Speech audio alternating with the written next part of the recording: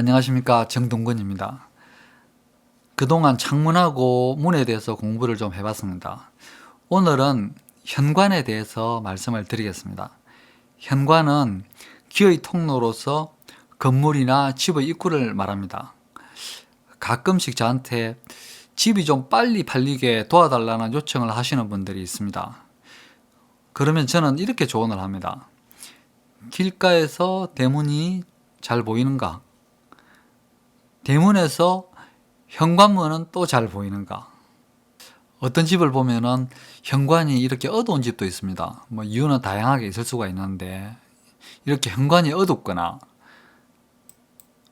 또 현관하고 창문을 이렇게 나무들이 이렇게 가리는 경우도 있습니다.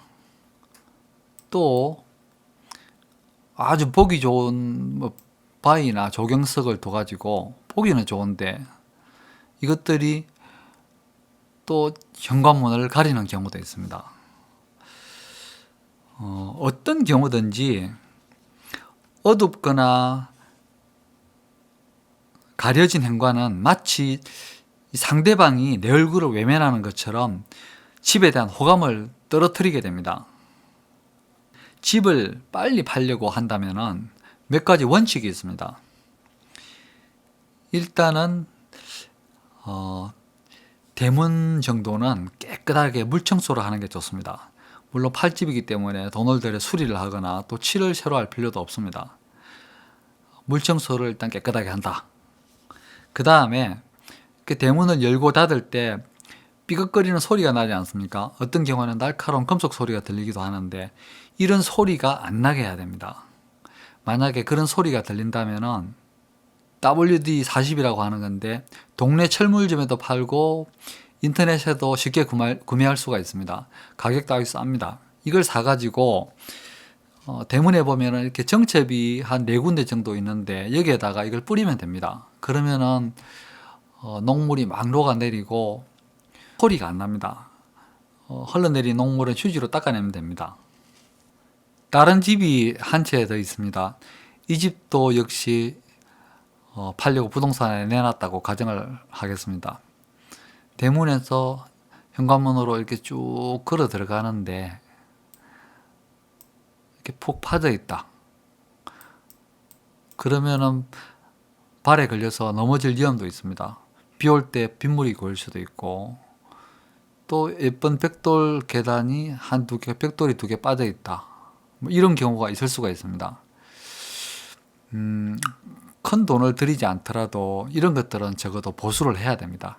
그래서 발을 디딜 때 좀 편안한 느낌이 들도록 해야 됩니다. 걸리거나 넘어질 위험이 있으면 안 됩니다.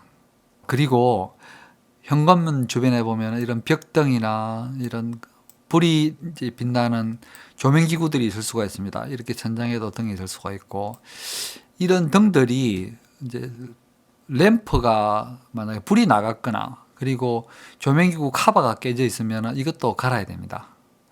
그리고 역시 현관문도 깨끗하게 물청소 한번 하는 게 좋습니다. 그리고 현관 주변에 뭔가를 쌓아두지 말아야 됩니다. 여기도 보면은 좀 근사해 보이는 예쁜 화분이 하나 있고 또 2개가 있습니다. 보기는 좋은데 화분이 현관 입구를 좁게 만들어 가지고 들어오는 길을 좀 억제하고 단속하는 느낌이 듭니다. 얘들은 치우는 것이 좋습니다. 입구를 열어두기 위해서. 자, 그리고 좀 중요한 내용이 있는데 만약에 이 나무가 이 진입로에 좀 가까이 있다면 이 나무가 직접적으로 현관문을 가리는 상황이 됩니다. 그러니까 집을 팔려고 내놨는데 아까도 말씀드렸지만 나무라든지 조경석이 현관문을 가리는 경우가 없어야 됩니다. 이런 내용들은 크게 돈 드는 일이 아닙니다. 그러니까 이 정도를 하시면은 아마 집이 틀림없이 더 빨리 팔릴 것입니다. 현관은 집의 첫인상을 결정짓는 중요한 장소입니다. 집이 비싸거나 싸거나 세련되거나 또 촌스럽거나 이런 걸 떠나서 현관하고 입구는 밝고 잘 열려 있어야 됩니다. 현관하고 그 주변은 집으로 들어가는 기의 양과지를 결정을 합니다. 그런데 말입니다. 이런 복합적인 문제를 유독 방위로만 보는 시각도 있습니다. 동서사택론이나 또 기타의 이론들이 좀 있는데 이런 내용들은 풍수에서 현관을 다루면서 제가 먼저 한번 짚어드리겠습니다. 참, 한 가지 빠뜨려 먹은 게 있습니다. 이게 진입로가 있고 이렇게 있는데 이 진입로는 다른 집하고 틀리게 현관문 앞이 좀 낮습니다. 대문에서 현관문에 이르는 진입로는 평평하거나 약간 높은 것이 좋습니다. 이렇게 낮으면은 쓸데없는 고민이 모여서 여기에 이제 고이게 됩니다. 이런 거는 좋지가 않습니다. 동서사택론을 간단하게 설명을 드리면 이렇습니다. 집의 중심에서 문, 안방, 부엌이 이렇게 남쪽, 남동쪽, 동쪽, 북쪽에 있으면 동사택, 남서쪽, 서쪽, 북서쪽, 북동쪽에 있으면 서사택이라고 부릅니다. 사람이 이렇게 앉으면 이쪽이 앞쪽이고 이 반대편이 뒤쪽이 됩니다. 건물도 정면 쪽을 얼굴이나 향이라고 부르고 뒤는 자라고 합니다. 자, 이렇게 사람을 건물에다가 이렇게 살짝 앉히면은 이런 모양에서 중심은 사람의 엉덩이 쪽이 됩니다. 이를 건물에서는 주라고 하고 안방의 위치가 됩니다. 이렇게 정해진 안방에 따라서 대문하고 부엌의 위치를 정하는 것이 동서사택론입니다. 팔계하고 오행의 상생상극관계를 이용한 이런 동서사택론이 어떻게 보면은 좀 대단히 거창해 보이기도 합니다. 그런데 집의 자양하고 구조를 결정하는 것이 과연 이렇게 단순하겠습니까? 우리가 굳이 동서사택론을 따른다면은 일단 집 지을 땅에서 건물의 향을 찾고 반대쪽에다가 줄을 정한 다음에 대문하고 부엌의 위치를 정하는 것이 좋습니다. 어떤 분들은 이런 원칙까지 무시를 하고 그냥 안방하고 부엌하고 대문의 방위적인 연관관계만 따지는 분들도 있습니다. 동서사택론은 기본 전제가 방입니다. 대지 모양이라든지 그 다음에 그 땅에 들어오는 진입로는 별로 신경을 쓰지 않습니다. 이렇게 방위에 몰입을 하다 보면은 각 실에서 가족들의 머리 방향이 또 어긋나게 됩니다. 이제 이렇게 되면 점점 더 골치가 아프게 됩니다. 이번에는 다른 관점으로 한번 보겠습니다. 찻길이 있고 인도가 있고 집이 있습니다. 대지에서 대문은 무조건 도로 쪽으로 놔야 됩니다. 그리고 건물은 도로하고 나란해야 됩니다. 만약에 어떤 특정 방위를 따라 건물이 이렇게 방향을 틀어버리면은 건물이 이렇게 도로하고 뺐다가 방향을 이렇게 틀어버리면은 마치 이런 얼굴처럼 됩니다. 입이 막 크고 이렇게 얼굴 옆에 붙어 있습니다. 어떻습니까? 보기가 좋고 편해 보입니까? 어떤 그럴듯한 이론을 들이대더라도 이거는 잘못된 겁니다. 이런 경우라면은 주변에 널찍한 땅이 있고 이렇다면은 건물이 방향을 틀어도 됩니다.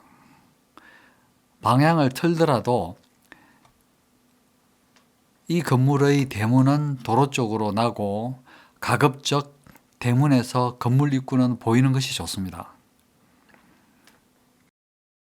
어떤 땅이든 어떤 땅에다가 어떤 건물을 짓든 제일 먼저 정해야 할 것이 대문의 위치입니다.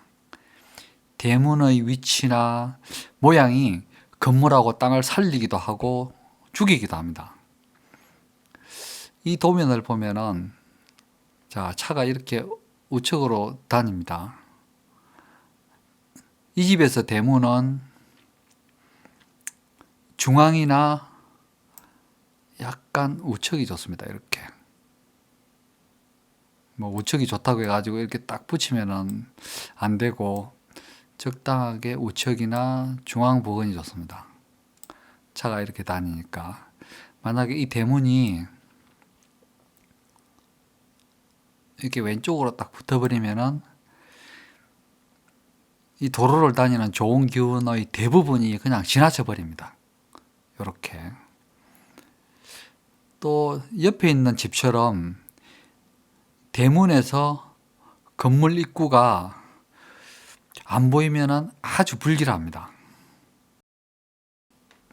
일반적으로 안방은 햇볕도 잘 들고 이렇게 시끄러운 도로에서 먼 안쪽에 두는 것이 좋습니다. 안방에 이 집처럼 햇볕이 잘 들지 않으면은 사실 생기가 부족하다고 볼 수 있습니다. 그리고 만약에 안방이 도로하고 가까우면은 안정감도 없고 또 권위도 떨어집니다. 가장의 권위도 떨어집니다. 사람이 불편함을 느끼는데 그 장소에서 사람을 이롭게 하는 신비스러운 기운이 방위를 지킨다고 해서 막 생겨나가지고 사람의 운을 좋게 하진 않습니다. 동서사택론의 신빙성하고 효용은 각자 알아서 판단하시기 바랍니다. 저는 솔직히 말해서 이 동서사택론이라는 이론이 조화나 짜임새를 만드는 풍수 본연의 목적을 해칠 수 있다고 생각합니다.